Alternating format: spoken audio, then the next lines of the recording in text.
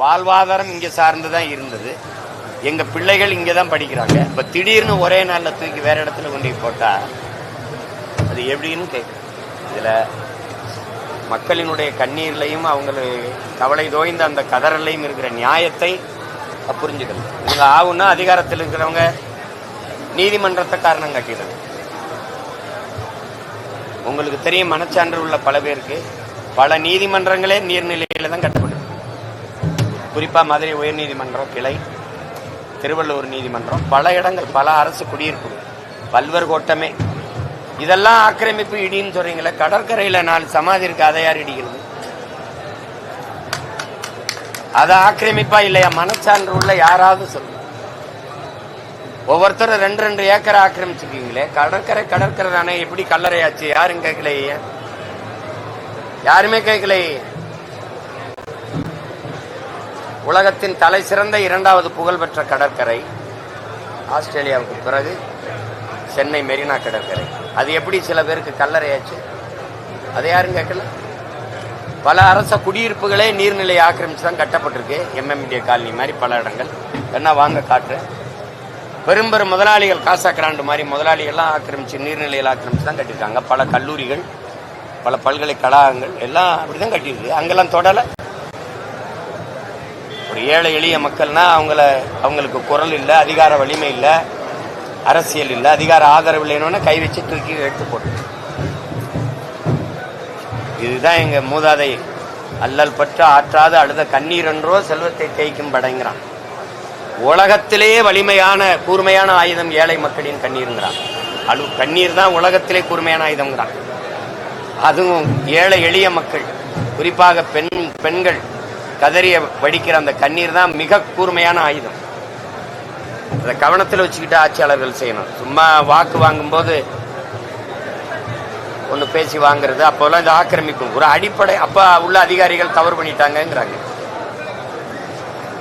நீங்க பட்டா கொடுத்துருக்கிறீங்க, குடிமனை உரிமை கொடுத்துருக்கிறீங்க, பிறகு ஏன் இடிக்க வர்றீங்கன்னா அன்னைக்கு இருந்த அதிகாரி தப்பு, அரசு தப்பண்ணிடுச்சு, மக்கள் தப்பண்ணிட்டாங்கன்னு இடிக்கிறீங்க. அரசாங்கம் தப்பண்ணிடுச்சு, அதை என்ன பண்ணலாம்? நீதிமன்றம் சொல்லிடுச்சுங்கிறீங்க. நீதிமன்றம் தான் சொல்லிச்சு எங்கள் காவிரியில தண்ணி கொடுக்க சொல்லி. நீதிமன்றம் தான் சொல்லுது முல்லை பெரியாற்று நதிநீர் அணை, அந்த அணை உரிமையா உறுதியா இருக்கு, இடிக்க வேணாம்.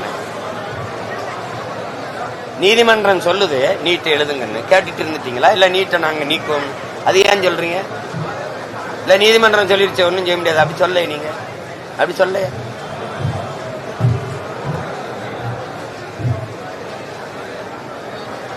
கொடுமை இதெல்லாம். இந்த இடத்த என்ன பண்ணுவீங்கன்னு கேட்டா அதுக்கு பதில் இல்லை. பூங்கா அமைக்க போறோம், நடைபயிற்சி போறதுக்கு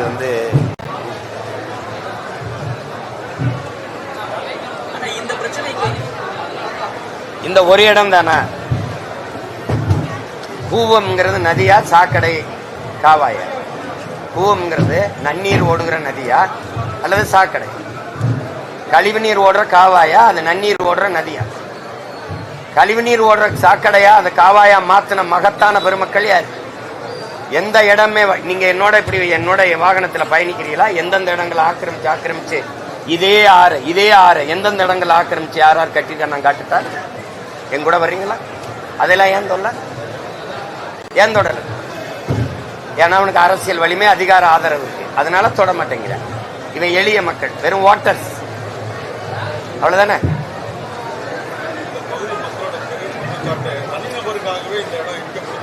அதுல சந்தேகம் இல்லையே. நீங்க பல இடங்கள்ல அங்க இடிச்ச போது நான் போய் போறான்னு, அது ஒரு முதலாளி அவர் கட்டி இருக்கிற குடியிருப்புகளுக்கு முகப்பை தடுக்குதுன்னு தான் இடிச்சாங்க. இங்கேயே காசா கிராண்டு மாதிரி பெரிய பெரிய முதலாளிகள் கட்டி இருக்கிறதுக்கு இது தொல்லையா இருக்குது, அதான் இடிக்கிறாங்க. அவ்வளவு நீர்நிலைகளை பாதுகாக்கிற பெருமக்கள் யாராவது மனச்சான்றோட சொல்லுங்க பாப்போம். நீ அவ்வளவு பெரிய அப்பா டாக்கர், நீ பெரிய நீர்நிலையை பாதுகாக்கிற வெங்காயம் எதுக்கே பள்ளிக்கரணை ஏரிய குப்பை கொடுத்தீங்க?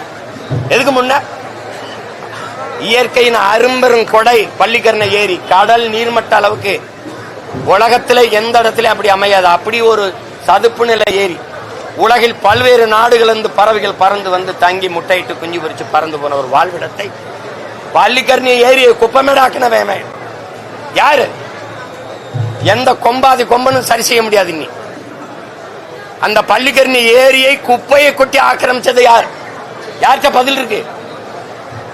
இது ஆக்கிரமிப்பு பேசுற பெருமக்கள் இந்த நீதிமன்றம் அதுக்கு ஒரு உத்தரவு தருமா?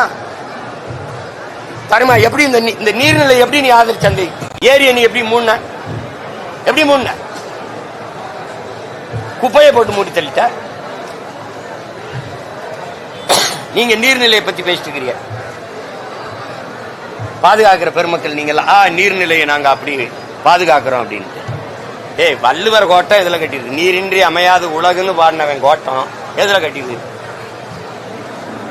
அந்த பகுதிக்கு பேர் என்ன? லேக் ஏரியா. லேக் எங்கன்னு அங்கிட்டு போறியாம்பா. ஏரிய தூத்து குடியிருப்பை கட்டிட்டு பேரு லேக் ஏரியா, ஏரி பகுதின்னு வச்சுட்டு போயிட்டேன். செஞ்ச பெருமக்கள் யாரு? அதுக்கு ஒரு உத்தரவு வாங்கி இடிச்சிருமா? இங்க வாழ்ற எல்லாரையும் வெட்டிடுமா? நேர்மையான ஆட்சியாளன் ஒரு நீதிமான் இதுவரை செய்த தவறு சரி, அது அரசு தவறு இருக்கு. அன்னைக்கு இருந்த அதிகாரி ஆக்கிரமிக்கும் போது இருந்துட்டு, அன்னைக்கு இருந்த அதிகாரம், அன்னைக்கு இருந்த கவுன்சிலர், அன்னைக்கு இருந்த மாவட்ட ஆட்சியர், அன்னைக்கு இருந்த வட்டாட்சியர், மாவட்ட ஆட்சியர், அன்னைக்கு இருந்த அமைச்சர் பெருமக்கள் எல்லாம் விட்ட வாங்கி தின்ட்டு.